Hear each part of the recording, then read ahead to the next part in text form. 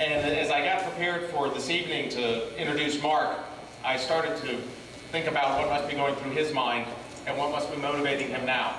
You know, as a native of Tampa, spending 8 years active duty on the high seas in the Navy and then retiring after 20 years, Mark has shown that he has a concern for public service.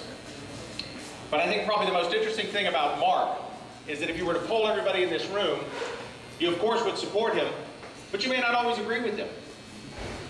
And in my brief time in Congress, I have found that there's a lot of people out there that don't agree with me, but still support me.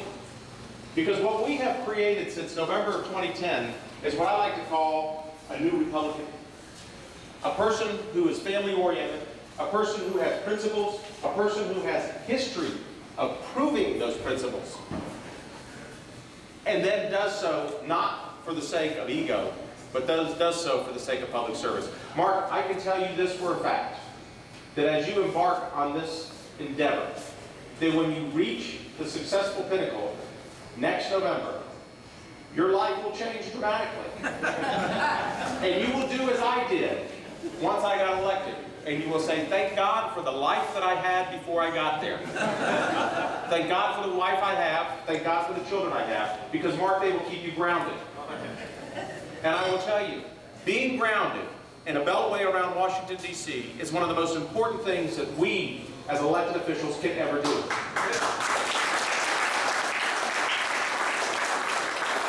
A lot of you here have known Mark. You've known him through past campaigns, through his service on the county commission, and you've known that he has been a leader by principle. You've known that he's also voted his principles contrary to what his party may think. And having done so myself, I can say, keep doing it. Do not compromise those principles. Stay true to your values, but more importantly, stay true to your constituency. Mark, it is an honor for him to allow me to be here to introduce him. 2 years ago when I started my campaign, Mark came out overwhelmingly to support me. And he's never wavered in that support. And I will tell you this, we are now established a beachhead in the United States Congress. What I mean by that is we now have a Republican conservative Congress that has changed the debate.